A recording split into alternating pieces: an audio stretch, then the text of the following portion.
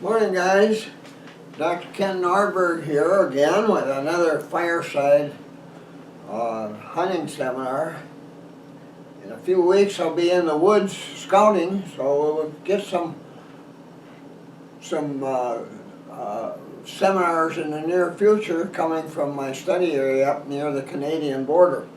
Still a lot of snow on the ground up there right now, but that's going to change one of these days. And then we'll be in a hurry to get up there. Today, I want to talk about, I'm doing a review. You know, we've been through a lot together here on these seminars. We started out with the woods. There's this big woods. You look in there, it's all the trees and everything. And we started out with that. And you learn how to scout that thing and what to look for. And things you have to think about when you're selecting stand sites and things of that sort. Now, if you're a serious buck hunter, and a lot of us are, even though a lot of us don't admit it, but we don't buy nice guns and all that equipment, ATVs and RVs and whatever, to go out and shoot fawns. And some of us might say, well, gee, I just soon have a nice doe or yearling buck. And that's all right. You get some good venison out of those. And you can get wonderful venison off the biggest, stinkiest, dominant breeding buck in the woods as well. But we all dream of the day, like we see a magazine cover of this great big huge buck, and we all dream of the day of someday having an opportunity to take a buck like that. And the average hunter maybe gets one or two, or succeeds at taking one or two like that in a lifetime. That's not many. So, but you can do it almost every year. You can take nice big mature bucks every year if you know what you're doing. And so today I'm doing a review of what you're going to end up with. Mature buck effective stand sites. Places where your odds are going to be real good for taking a deer. We talked a lot about odds. Like topography that funnels deer. You get all these trails coming together, and they say, well, your odds will be better there, or your odds will be better where a buck has been watering, or your odds will be better in this feeding area, or in this feeding area of a doe who happens to be in heat right now. Odds, and you take all of those things that improve your odds, and it almost gets to be a sure thing, and sometimes it is. And every now and then on opening morning, with the sun barely up, there's a big buck. And that's happened to me and my sons many times in the last 30-some years, 31 years, that we've been in our new study hunting area up near the Canadian border. And even last year, we only took one mature buck because our deer numbers are so low up there right now because of the wolves. But that one was taken by 9 o'clock in the morning. Well, before that even. I think it was a half hour after the sun came up, really early in the morning. But anyway, you can take bucks every year, in most cases, if you do things right. So, but scouting, like I said too, quite a few weeks ago, that scouting is the real hunt. And the hunt is a time you spend sitting at a stand site waiting for a big buck to do what you expect him to do. And it doesn't happen every time. But if you got the time to hunt, and I'm not saying you have to hunt every day for 2 weeks, but let's say you can put in 3 or 4 day weekends, your odds would be pretty good. There again is another odds. Spend a little more time in the woods hunting, doing the things you should do. But there are some things that just have to be there every time for your odds to be good. I mean, if they aren't there, you're wasting your time hunting older bucks. And I don't care what your granddad said or your father. Geez, my dad used to say, oh, I shot hundreds of them. Just wander around the woods. You don't have to do you don't have to sit in trees. You don't have to do these things. Yeah, well, he never shot hundreds of them, but there were a lot of deer that he's taken in his lifetime. But things changed, really changed. Whitetails have changed. The whitetails we hunt today are much more difficult to hunt than they were back 50 years ago. And I know, I've been hunting them for going on 76 years. And I remember when it was easy to take whitetails all the time. And when we first started hunting using tree stands, how easy it was to take nice bucks every year. Well, that's all different now. So it doesn't matter what anybody tells you. Some guy, his dad talks about how he got hundreds of them just doing this and that. You don't need to do all that stuff. Although this guy that told you that, he hasn't taken hundreds of them and it hasn't been easy. So what worked 50 years ago, 100 years ago, 300 years ago doesn't work today. Not very well. So today it's different. And for you to be able to take bucks every year, and your odds of taking bucks every year are a lot better than my odds. You have a lot more deer where you hunt. And so consequently your odds right there are better than mine. And so if you can do the kind of things my sons and I have been doing these years, where deer numbers have never been really great. The best we've ever had is 11 per square mile since 1990. But we've been dealing with 6, 8 per square mile for quite a few years now because of the wolves. And now we're down to 3 to 4 per square mile. But anyway, your odds are right there. You've got another plus that I don't have. Now, we keep hunting where we hunt for a couple reasons. One, we love the area. And it's deep wilderness, and we hardly ever see another hunter in our hunting area. And that's a real plus, especially if you're a buck hunter. So that gives us a plus maybe you don't have, but still, it's a plus.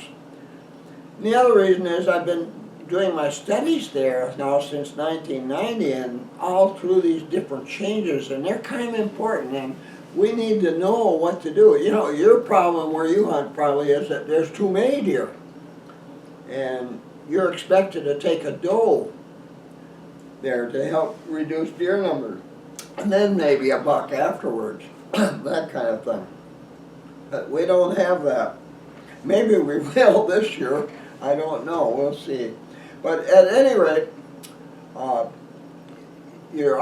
when you start piling up different things that give you better odds, your chances of taking deer bucks are much better. But there are some that are more important than all the others. And some of them are not easy.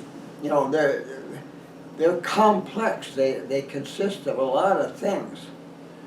But anyway, so let's start down this list.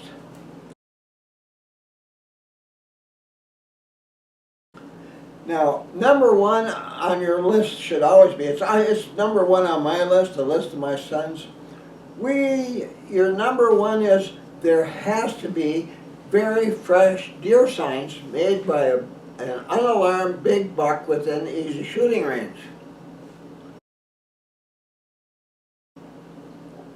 Now, easy shooting range in our area would probably be most of the time within 50 yards and a lot of times within 30 yards because we're a heavily wooded area where we hunt. If you hunt in more open areas, maybe your easy shooting range will be 100 yards. And if you're out west, maybe you're thinking 200 yards. But it's got to be, within easy shooting range, not a quarter mile away and you're shooting way up in the air and just hoping you might hit the deer. That's not what you want. You want to be able to put your rifle on that deer with your scope and know what you're aiming at, some quick kill area on that deer. That's where you're going to hit the deer. You want to know that you're going to do that, and that's easy shooting range, whatever it is for you. And for a bow hunter, it might be 20 yards, maybe 30 nowadays, a little further, but no more than that. Because you want it to be a quick kill, humane, that kind of thing. You want your arrow to go precisely into those quick kill areas, so no messing around there. But those signs got to be there. If you don't have signs of a big buck where you're hunting, recently made, like maybe a couple hours ago, today, this morning, or this evening, if those signs aren't there, you might as well be at home watching the TV, because your odds of seeing a big buck on that spot are way down, really low, really poor for the day. And how frustrating that is. I will never hunt, I get invited to hunt with guys. Come on down to Georgia and we have some good hunting, or come on out to Maine or whatever. And I'm always reluctant to do that because I want to scout early, well before the hunting season starts. Start learning the area, learning where the big bucks live, the trails they use, where they bed, where they feed, all that kind of thing. Well before, and I want to know it personally, because I don't feel like I can necessarily trust other guys to give me a mature buck effective stand sight, because they don't know what it takes for a stand sight to be that kind of a stand sight. Just have no idea. But number one always should be very fresh sign, very fresh tracks, very fresh shiny droppings made by a mature buck. Maybe a freshly made ground scrape,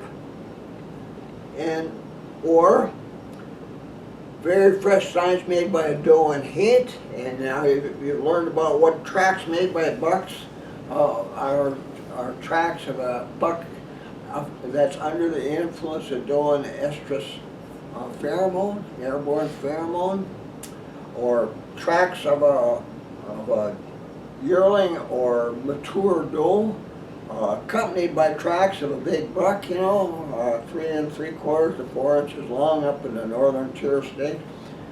Things like that tell you, well, that doe is in heat, or bloody urine from a doe, that doe is in heat.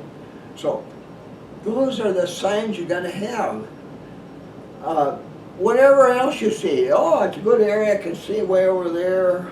There's a well-used trail over there, but you never bothered to check to see what kind of deer are using the trail by measuring tracks and droppings on that trail and whether they're fresh or not, that kind of thing. Number one is those fresh signs.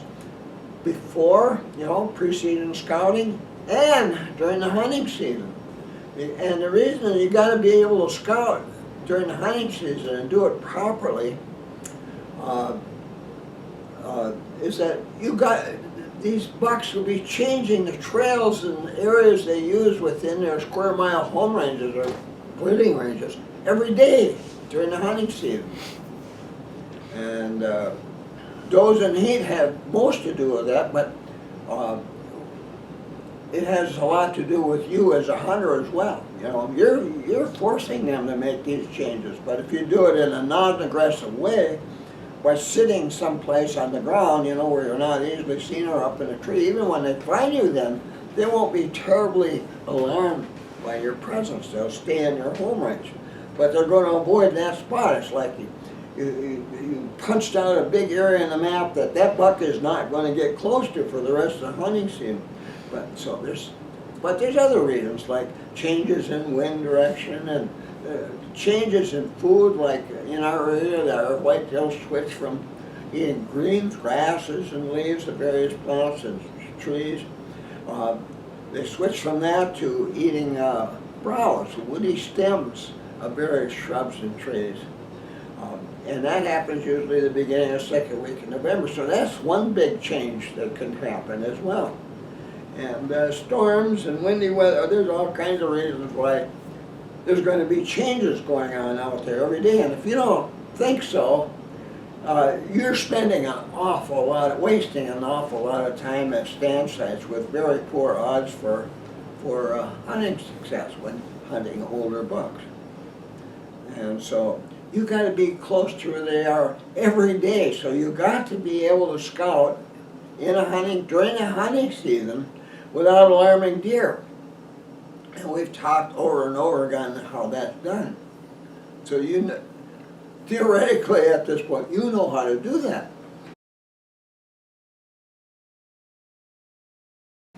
Now, speaking of that, there's a guy who wrote me a letter just recently. I'm going to send him a note back saying, watch for this on the upcoming seminar. But he hunts in an area that's intensely farmed. And what that means is that there aren't big forest areas like we hunt. There's small woodlots and brushy stream bottoms, places like that throughout the area. A lot of these spots are no bigger than a few acres. And he's really kind of concerned, well, how can he scout during the hunting season? You know, how can he walk through these woody areas without alarming the bucks that are in there? I mean, it would be pretty hard because he'd probably end up pretty closely where they are, even if he knows where the bedding area is, you know, if he'd learned that before the season starts. And I thought about that. You know, I laid there for about an hour last night in bed thinking about that letter. And that would be a challenge. But I think the next best thing, especially if you're hunting in an area like that, and there can sure be some big trophy bucks in areas like that. I've seen areas like that in Saskatchewan, really wide open areas, big wheat farms up there, but huge bucks. What you got to do when you're scouting during the hunting season is stay at least 200 yards away from where you think the bucks are going to be. That's a long way, you know, that's 2 football field lengths. And I say 200 yards because as long as you're 200 yards away, those deer and other deer aren't going to pay much attention. They aren't going to be worried about you unless you're moving directly toward them. Like say, here's a woodlot, here's a 10-acre patch of woods right here.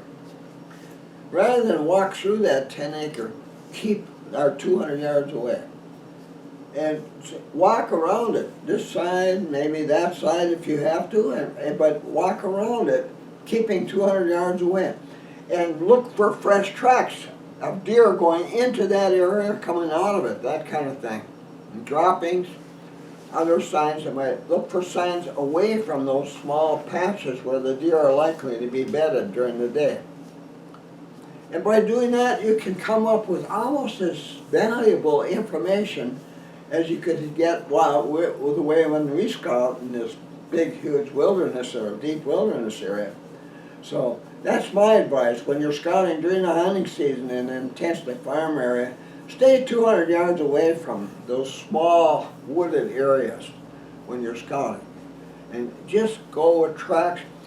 Don't turn your heads looking in there, looking with binoculars into those 10 acres. You just walk right on by like you have nothing to do in the world. We're going to go over here somewhere and look at some birds in a tree or something.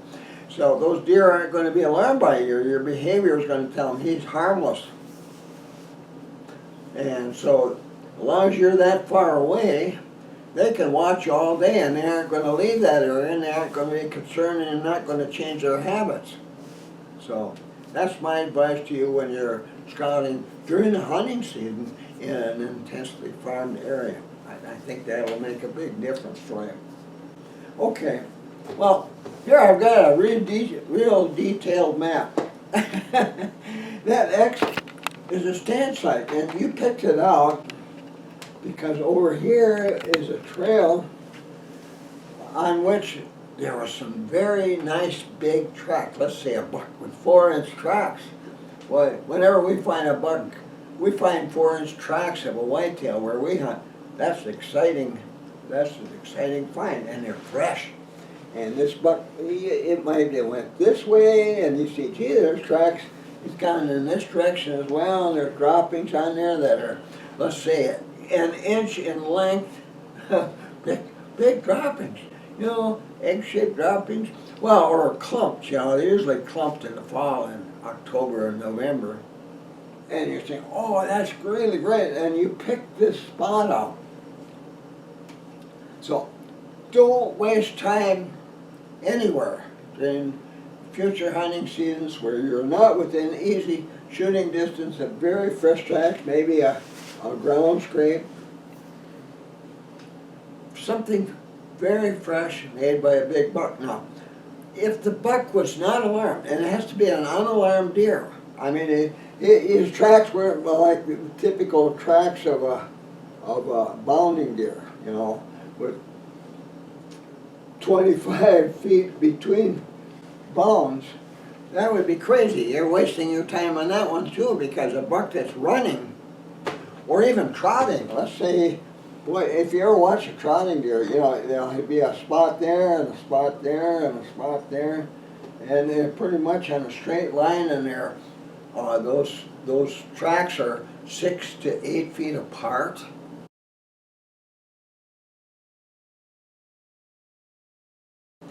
And somehow, when they're trying, when one front hoof hits the ground, then as soon as that comes off the ground, the hind hoofs of the crack comes down, and it looks like just like somebody hopping along on a pogo stick, and the tracks are 6 to 8 feet apart, and they're big tracks, like 4 inches. That's a trotting deer, and that's as wasteful sitting there watching a trail made by a trotting deer as bad as one made by a bounding deer. You're just wasting your time. That deer has been alarmed and it's expecting pursuit. And if it has any idea that you're following it, it's going to abandon its entire home range and be gone. And if it's a big buck, chances are if it does that, it's gone for the rest of the hunting season. Other deer might return, like a doe, mature doe might return within 4 days. A yearling buck or a fawn will probably return within 24 hours, maybe 12 hours even.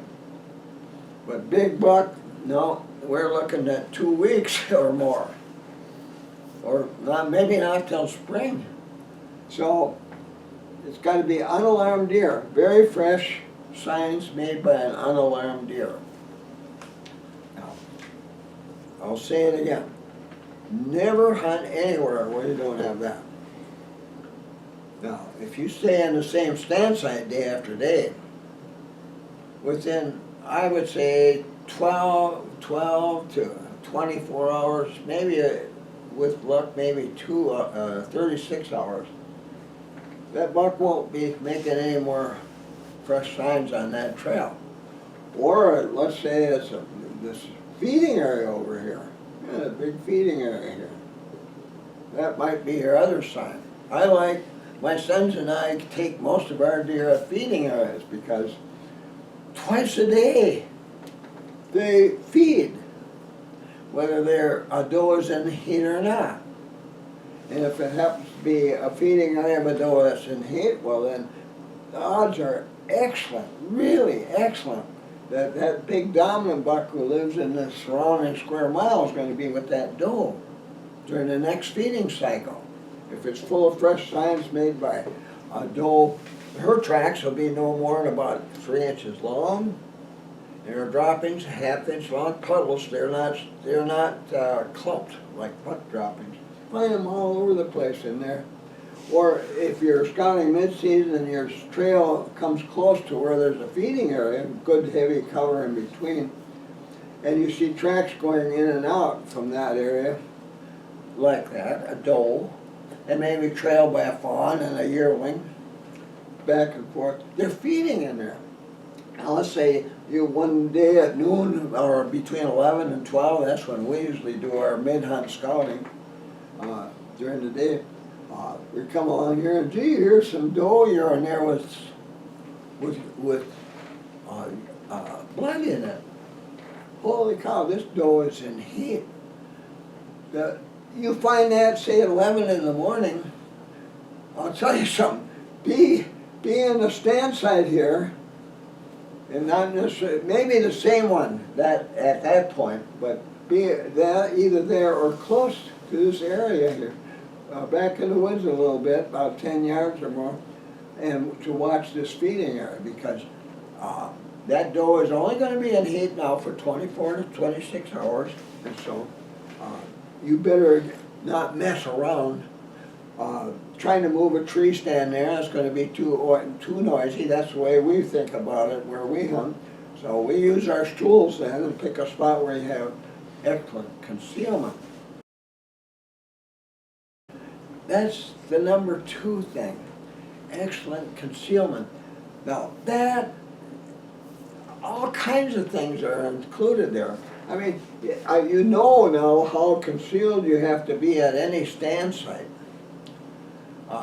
You know, we've gone through that in pictures. The cover in front of you to hide any movements that you might make while the doe is very close to you. It might be staring right at you, but if the cover is there, you can get away with getting your gun or bow up without the deer becoming alarmed, because it doesn't know what you are. It doesn't realize you're a human. On each side, but out in front. In back, you got this terrific, really thick background cover where on the ground or up in the tree, so your silhouette isn't obvious, so you aren't obviously a human over there. Because, boy, big bucks and even mature does nowadays, they sure can identify a human via its black, dark silhouette that's against the sky or against a snowy background. So, good background, heavy cover is important too.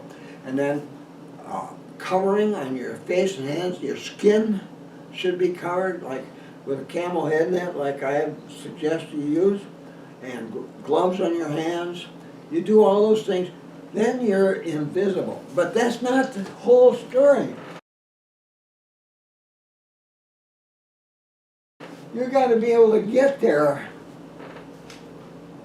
without those deer that are out here. Say you go out there in the morning, they're isn't long after 4 o'clock, they're already out here feeding. And they spend hours, up to 4 hours during the feeding. And they might rest, chew their cud a little bit, sit down, but continue feeding. Now, so when you go out there in the morning, they're here already. Now, you got to be able to get to that stand site without them hearing or seeing you. I mean, the cover between you and where they are got to be pretty dense all the ways, especially during the last 100 yards, 50 maybe sometimes. Or maybe you got a big high ridge between you and where they are feeding there, so they can't see you coming. Your trail, if it's one you cleaned up before the hunting season, should make it fairly easy for you to get to without making a lot of noise. But you gotta watch where you put your feet, you know, that kind of thing. But let's say you go back at noon and you start, holy cow, there's a doe in heat out in this feeding area. But you don't have a stand there. So you're gonna pick one. This is gonna be the last minute stand site selection with good concealment and good cover to get there. But no clean trail. So when you're going back there in the afternoon, at least then you got daylight, and maybe there's a convenient deer trail heading right over to where you want to go or very close to it. That might be. I've had something like that. Not quite all the way. I remember 10 yards short. It's kind of open. I have crawled on my hands and knees to quite a few stand sites over the years because I had to keep down really low, grasses, that kind of thing, so that they wouldn't see me walking when I'm upright to get to the stand site. And that's worthwhile. Yeah, you're dressed well enough for that. You could inch forward on your body, right on your belly if you have to, and it would be worth it. Because you don't want them to see, oh, here comes a human, here's that silhouette, you know, the tall thing with a short neck and doesn't have any apparent ears, not big ears like on a moose or another deer, none of that. Real short neck, wide shoulders, you know, that kind of thing. That's a human. And a fawn or a yearling might not know exactly what that is, but those older deer sure will. So, And then I talked about going in at an angle rather than straight in, because when you've got an open corridor all the way to your stand site, a deer standing here might see you way back here, and you don't want that. So you got heavy contact. If he's down over here somewhere like that, and you're moving in, you've got all this cover between you. It is an empty corridor all the way to where your stand site is located. It makes quite a bit of difference. So, well, that's one kind of concealment, but there's more. You got to conceal your scent, airborne scent as well. And the best way always is to hunt wherever you're hunt from downwind or crosswind, or where you expect to see the deer to be. No cheating. I don't care what it says on a bottle of something, you know, they say put this on, that eliminates all human odors. Don't, it'll reduce them well enough to fool your nose. And it's always a good idea to use that kind of thing, because I don't care where you're sitting in the woods, there's going to be deer crossing downwind of you. Maybe half of them. You know, here's a square mile. Where you're hunting, there could be, anywhere from 20 to 30 deer in that square mile. And they aren't all ganged up in one little bunch, you know. You see them 2 or 3 at a time, and little doe families, or doe with a buck, you know, trailed by a buck. Where's all the other deer? Well, a lot of them are going to pass downwind of you, including maybe your big buck. Maybe now here, this doe is heading back to its bedding area, and they're going back past you without you realizing it downwind. And they smell you. And they'll stop. And they'll smell you, they'll turn this way and that way, and they'll listen and watch and look over there. And they'll determine that source of your odor isn't moving. It's intense downwind. Over here, and then they walk this way, and it starts getting weaker, and this way is weaker, and it's not getting stronger, indicating it's coming toward them, or it's not going away, in which case the scent would start to get weaker. They know you're a stand hunter. Now, all those deer doing that, passing downwind of you, that you're not going to frighten them. They aren't worried about stand hunters. As long as you're sitting still, you're not threatening them in any way, just sitting there. They may not like it. They might decide, oh boy, we're not going to go within that circle there, of that spot for the rest of the hunting season. And that happens all the time. It'll happen to you several times a day, every day you're in the woods hunting as a stand hunter. It'll just happen every day. And you keep punching out holes that they're going to avoid, you know, in that map. But they still, you know, gee, that doe has got 125-acre area that it lives in, and a buck square mile. Well, I got all kinds of room. We don't have to abandon the area. We can do all we want. We'll feed in this other area. We'll use these other trails and be perfectly safe. So, your airborne scent has got to be concealed as well. Now, when you pick a stand site, by the way, let's go back to that a minute. Your concealment not only has to hide you, and the best way it hides you, besides having all this cover around you and your skin covered, but everything around you appearing perfectly natural. Wood's natural. When you're in a sporting goods store and you're looking at all these things and the camo beiles orange and camo fabrics and camo coverings of things that you're going to use when you're out in the woods, how many of those things actually are such good camo that when you're amongst, say, a bunch of evergreens over there or brush or grasses, how many of those camo patterns are going to match so well that that deer is not going to suspect something's wrong? You know, they've lived there. That's their house in the woods, this home range of theirs. they know that area, they live there most of their lives. And when something is suddenly very different, that really catches their attention, even older does. If you have a blind, a man-made blind, you know, one of these pop-up blinds or one of these new plastic things that's all green, you know, with windows all around, those kind of things.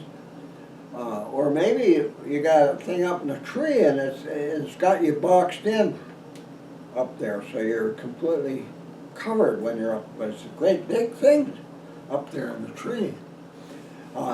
Whitetails, they notice those things. Let's say the edge of your blind is a straight line in front of trees that have no straight lines. Well, maybe tree trunks will have straight lines on the edges, but this thing, it's got a camel pattern and it ends just like somebody chopped, trimmed it all the way down to the bottom, and it's straight. And there aren't very many straight edges in the woods. That's completely unnatural, straight edges. Maybe you got, you know, some of these camels with this looks like tree leaves, and it really, you can put on like for bow hunting, and it just, tree leaves sticking out all over the whole body, and then you put your head in on. My gosh, some of those can really make you look like just another bush out there.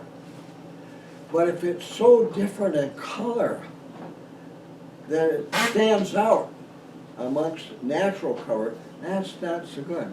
You know, I'd rather start out, now, people that sell camel outfits, they aren't liking what I'm saying right now, but if I'm going to pick a stand site in the woods, I'd rather have completely natural concealment. Completely natural branches, evergreen boughs, brush, grasses, a boulder or a down tree, things like that have always been there. That deer's known that, they recognize that, been seeing that all their life, and nothing different about it, just that same natural stuff, and they can't see your skin and your silhouette is hidden in there. The more natural it is, the better. Now you might sit down there and say, oh geez, there's some twigs in the way. It might, you know, if I'm shooting a 7mm Magnum or 270, and if a bullet hits a twig the size of my little finger, chances, before it hits the deer, chances are it'll explode, fragment, or it may ricochet somewhere. And that's not good. You got, I know there's been plenty of times I've sat down there in the dark next to a feeding area and it's starting to get light and I'm looking out there, oh geez, you know, it's not first light yet, it's starting to get light. There's some twigs right out there in front of me, 6 feet away. If my bullet hits one of those twigs, I probably won't get the buck. And I always carry a pair of really sharp pruners. They don't have to be great, big, huge things, a lopper, like little things, put in the pocket. And I get that out and get out and sneak it real quiet and reach out and trim those little branches that are going to interfere with my bullet. I don't want them there in front of me, and I'm not going to do that out 30 yards and create a shooting lane. A lot of times I'm just going to have to, and I've had this happen, I have it happen every year, where here's a buck, and I got my gun, and I got all this junk in front of me. And that doggone 7mm, it sure knocks them down. Boom, boom, they go down. I hardly ever have a deer move any distance away after I fire on it. But if I got a whole bunch of junk in front of me, that isn't going to work so good. So I have to wait, always going that way, and there's a little opening, and I'll hold on that opening, and as soon as that neck, or that chest, or that high chest area, that behind where the neck attaches, as soon as that's in there, pow, down he goes. Because I hit a spine in one of those areas. That's my favorite, those two favorite shots. Down they go. Just like a giant fly swatter, and they're down. The most humane kind of shooting you can do. So I don't always get to, and there have been plenty of times in my life I never had a chance to pull that trigger because it was hidden. I remember one buck, he stood there 15 minutes. And I was sitting in a natural blind. And I had my gun, the forearm across a heavy branch on the top of it, so it was steady. And it was on that deer. I'm looking through my scope, and you know that deer had a thick neck. Now, it has to be a buck. But I couldn't see antlers. The head part was hidden by evergreen boughs. I couldn't see it. And I just waited and waited. And I said, the minute I see an antler or something, an antler move, you know, I'm going to fire into that neck. I'll drop that deer in its tracks. And I waited and waited and waited. All of a sudden the deer whirled and bounded away, straight away.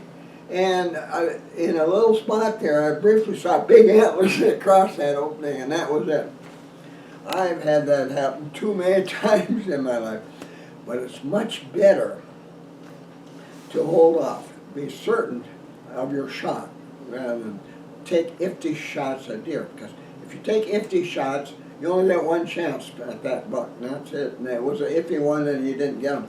But if you say, well, maybe tomorrow I'll get that buck, and I'll have a clear opening to where he is tomorrow, that's much better to do that, because that deer will be here tomorrow, maybe. Maybe not. If he raised his tail, went bounding off, he might be gone for the season, but maybe next year. Go find another buck. Don't start out the season just hunting one buck. Always have 2 or 3 in the area that you can hunt if something happens like that.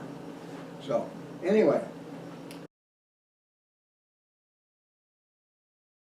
Okay, we talked about concealment. Now, it has to be more than sight and airborne scent. And you want it to be really natural as possible in appearance. And when I say natural, you don't want to have a lot of ends of freshly cut branches on trees. They're white, real white, or a whole string of them like on a shooting lane. All those big bucks will spot that right now, and they know what it means, and that's the end of that. Boy, they're going to get out of there. They're not going to mess around that spot. So everything completely natural.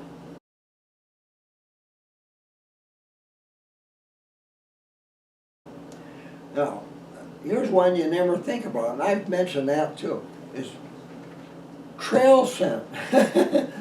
You got to have your trail scent concealed as well. And we do it in 2 ways. You can't eliminate it. I don't care what you spray your boots with. Take a few steps and it's already off your soles of your shoes, especially in wet weather, snow, gravel, water, mud. So those things don't count. So let's say here's my stand. Now we talked about cruise trails. I got a cruise trail going through there. It's made up of a succession of connecting deer trails, natural deer trails. I'll use that. And let's say here's a feeding area over here, and this cruise trail came not right up to the edge, but it came close, because I'm always anxious to find out if there's deer feeding in that feeding area, find their tracks around there, crossing this trail. Maybe following it for a while and going up on a deer trail and that. So, always interested in that. Now, most of our travels to and from, besides using this to scout midday, this is a trail. It's made up of deer trails, but they're sacrificial deer trails. We don't really hunt those unless we got a buck that keeps walking on our tracks on that trail. That's another story. We've been through that one. But this trail is our sacrificial trail in the woods. We do most of our travel to and from Standsites on that trail. And our Standsite trails branch off of that. And most of them are 100 yards or more. Some of them are quite a bit longer than that. They branch off of there. Now this one we use every day, so there's always fresh human scent on that trail. And you know, your trail scent lasts 4 days or longer depending on how intense those odors are. Like gasoline. You get step on gasoline. But anyway, your trail scent is here all the time, and it's really strong, and those deer come to know it. But you know, as long as you, when you're scouting, as long as you keep moving right along, you know, and you aren't stopping to look around, binoculars, and listen. As long as you're not doing that, they won't be afraid of you. You aren't going to change things. But anyway, so these trails that come off here and go to our stand sites are only used once hunting season. Sometimes twice, not often, but sometimes twice. Sometimes they go, this spot, boy, we thought, oh, is that going to be so good? And you get over there, it was a big disappointment. You can't believe that. And you go, so you might think, well, I'll try it again 4 or 5 days. And as long as no deer were alarmed when you use this, you know, it could be good in 4 or 5 days again. And come back there. But most of the time, we only use this 1/2 day a hunting season. So, sure, there'll be some fresh scent on there, but in 4 days there won't be any more. And that'll be it for that hunting season. And during the hunting season, there's only 2 trails we use. Well, 2 kinds of trails. The cruise trail and Standsite approach trail. All the rest of the year, all around here, deer can travel there all through the hunting season and never find any of our trail scent. And that keeps them in the hunting area. So you know about that one now. So that's another kind of concealment. And this 2-trail system is the only way I know to minimize it. This trail is just lousy with human trail scent most of the time. But those Standsite approach trails, they're completely safe again as far as trail scent is concerned within 4 days. So, and that, if it's strong all the time, well, next year, those deer will expect us to be using that same cruise trail again the following year. They're going to expect it. But this one over here, where you only used it once, they aren't going to be expecting you back there. So that could be a good again next year, you see. It's just that one occasion you used it. So that scent died, and the rest of the time there was no human trail scent anywhere around that stand site. So that's the other kind of concealment that you got to have. And that's the best you can do with human trail scent. Keep that in mind.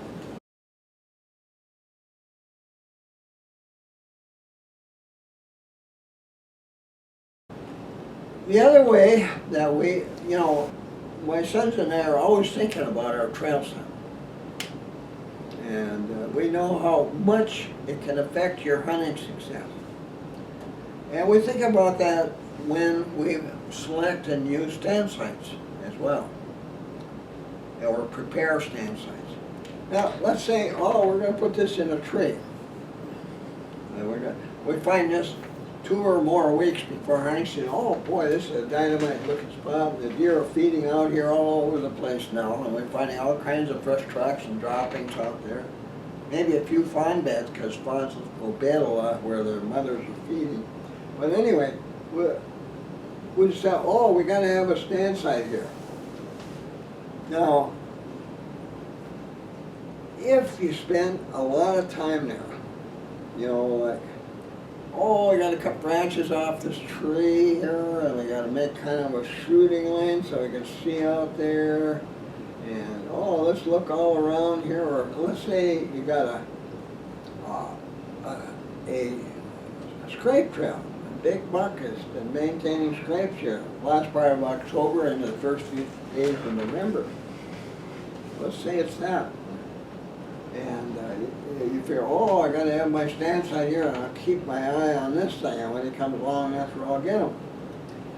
But so many hunters, you know, oh, geez, I'm going to put up a trail cam over here, get pictures of the buck, and oh, I'm going to put a mock scrape over here, and and when they go in there and they select something like that, if buck is maintaining ground scrapes on that right now, and you walk all around this area and you think, oh man, this sure looks good. Look at that scrape there. and you do all these other things around there, you're going to have an area just loaded with trail scent for 4 days or longer. When you start hunting here or here, what our rule is, stay away from there, if it's before some preseason, stay away from there 2 or 3 weeks, or longer even, if you can. Get your stand site prepared. Do it quickly without ado. You know, you're using all natural cover, so we aren't cutting off all the branches off the tree we climb. We leave most of them on there, so you end up there. We got brass boughs coming out here and all around us, and all kinds behind us. And we're not thinking in terms of 360 degrees, being able to shoot in any direction and look in any direction. That's makes you move way too much in a tree. If you're doing that, forget about what's behind you downwind. Just out in front here, so you sit very still and you mostly just move your eyeballs and you listen intently with your ears to different sounds out there. And it might be a deer feeding over there, or it might be one coming over this way. That kind of thing. But you're hidden when you climb the tree. But anyway, so you aren't doing a lot of damage to the wood. No man-made construction or destruction in that area. So you spend as little time as possible there and then get out of there. Yeah. And so, you don't, well, and if you're hunting a scrape trail, stay 20 yards away from that scrape trail. Don't go anywhere close. Once you decide this is where I'm going to hunt, don't touch that. Don't come anywhere near that trail. Stay away from it. You want no lasting trail scents or unusual and strange odors on there put on there by you. Stay away. Sit here. Let's say last year this was a big scrape trail, and you're a bow hunter. And you're going to be out there the last half of October, beginning, say the 3rd week. It's almost positive, that's going to be a scrape trail again this year. Well, go in there and get your stand ready beforehand. Go 2 weeks early or earlier for that stand trail. And stay away from there. No trail cams, no mock scrapes, none of that business. No human trail scent anywhere close to that trail. You come in from one side using deer trails, or if you have to, just zigzagging through there, a clear area to be able to get there, so you can get there without making a lot of noise.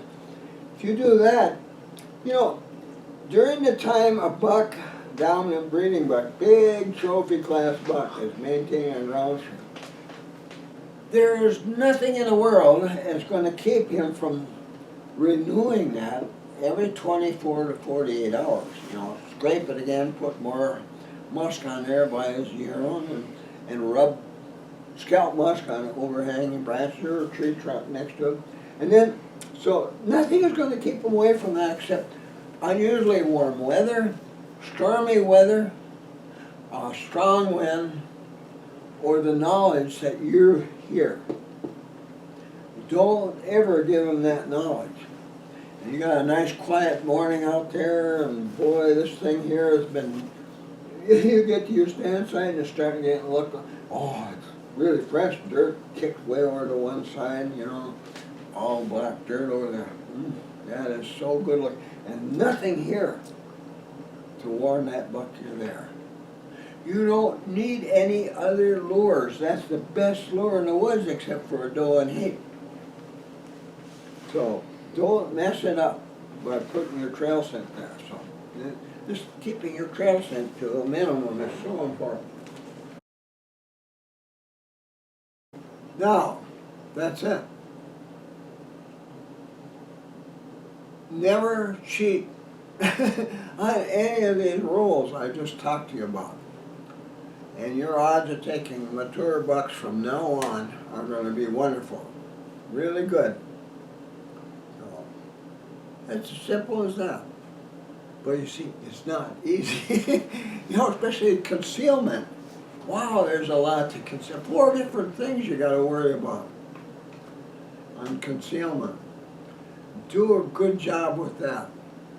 And what a difference it's going to make in the future. And like I said too, never hunt when you're within easy shooting distance of very fresh tracks and or droppings or maybe a ground scrape made by a big buck. Or freshly or new ground scrape during the proper time, last half of October and first few days in November. Don't hunt anywhere else and expect to have to move daily. I mean, that should be a rule. I don't care what else, what you believe, anything in the world. Everybody you know can have different ideas about that and think it's just terrible what I'm telling you. But move at least every day, and even better, my sons-in-law, we got to the point where we proved this with our statistics for 30 years. Is it going to take you 30 years to figure this out? Or are you going to take my advice? No. And get through with all these different strange stories about how you get big bucks from other people, or what you read on little cartons out there in the store with that. After years of research with this, 30-some years now, we learned that the odds are way in the buck's favor, of a big buck's favor, no matter how good you are at concealment, all those things. He's going to find you within 1 to 3 hours, the first time you use your stand sight. Either that or you're going to get the buck. It's one or the other. You get the buck or you don't. Well, we've learned over the years that, boy, after that spot stand sight, the first half day you spend there, it's a dud for the rest of the hunting season. You wonder, how come? How could that be happening? Because the buck knows you're there. You have to live with that. Bucks are really good at finding humans in the woods. That's how they get to be big bucks with big antlers. Those big guys with big antlers, they're really good at finding and staying away from humans. So, live with it. Plan on it. No matter how good you think you are. I know a lot of guys, I can sneak all over the woods, and I get hundreds of them. No, not big bucks, you don't. So, if you want to mature bucks, this is one of the things you have to do. So, anyway, we changed every day for quite a few years back when we were making and using permanent stands. That's a lot of work. Or even just putting portables in trees, that's a lot of work. That's a lot of portables, and we just couldn't afford that. An average season using permanent stand sites, we couldn't get by with less than 22. So rather than do that, we decided we got to start using natural cover a lot more, sitting at ground level where our odds of being well concealed are ever so much better than they are up in the tree. There are places up in trees where you can have that kind of cover, especially before leaves start falling. But eventually, it's a losing game. Your odds just keep getting poorer and poorer as leaves fall. But on the ground level, where you got lots of natural cover to take advantage of, your odds are always better there after that starts happening. At least we found it to be one. We haven't given up tree stands. We use tree stands opening weekend that are selected 2 or more weeks before the opening day, and those things pay off for us. Always 1 or 2 bucks within the first day or 2 of a hunting season every year are taken from tree stands. But after that, and even now, I'm at ground level. I've taken bucks on opening morning quite a few times. But after that, then we're at ground level with our stools, and because it works much better after that. So if you only hunt opening weekend, well, maybe you only need 3, maybe 4 tree stands that are waiting there for you to use. Or say you hunt on weekends only, same story. Come back a week later, and perhaps even one that you selected to use opening morning. If it wasn't successful opening morning, you can come back a week later and it'll be successful. Perhaps. So you can get by with fewer stand sites then. But if you're like my sons and I, we spend more time. You know, I have a grandson, he's a school teacher. And generally, all the years I've known him as a deer hunter, he's only had a day and a half to hunt. Opening weekend. And it's when if that's all you get, your odds for taking a big buck aren't going to be a every year thing. You know, you can take one every year. You need more time. There have been many years, it just keeps happening every year, but sometimes it's the last day or the next to the last day that we'll get a buck. And we're talking about 8, 9 days of hunting. 8th day, 9th day, finally get one. Now, if you can devote that much time, your odds are, there again, your odds are huge. It takes a lot of stand sites. And like I said, it's a lot easier to select stand sites every day, especially in the evenings, you know. At the last minute, oh, I got to hunt at this feeding area here, or this trail, or this watering site, or this crossing on the stream. All these tracks in the mud here, Jesus, a big buck's been going back and forth there every day, it looks like. Well, you find spots like that, you got, at the last minute, you go out there at 1 o'clock, and Jesus, where am I going to sit here? Oh, there's a big tree falling over there, that's a good starter, I get behind that.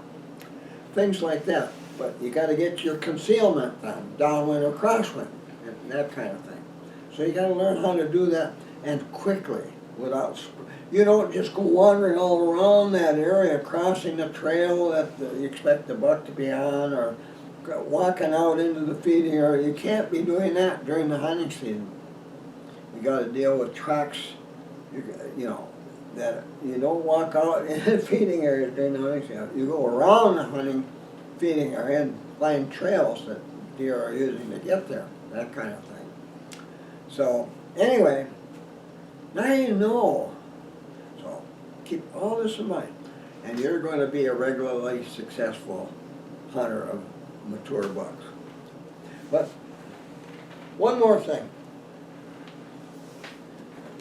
How are you going to remember all this stuff? You know, I'm going to be 86 on my next birthday. Maybe I'll live to be another 10 years. What are you going to do after that? Huh? Everything I've talked about deer hunting and how to hunt older bucks is in this book. So long after I'm gone, I'm thinking, I'll bet you anything, 50 years from now, you'll have a great grandson out in the woods who's reading this book and learning from it and doing well with it. Because what I've taught you, you know,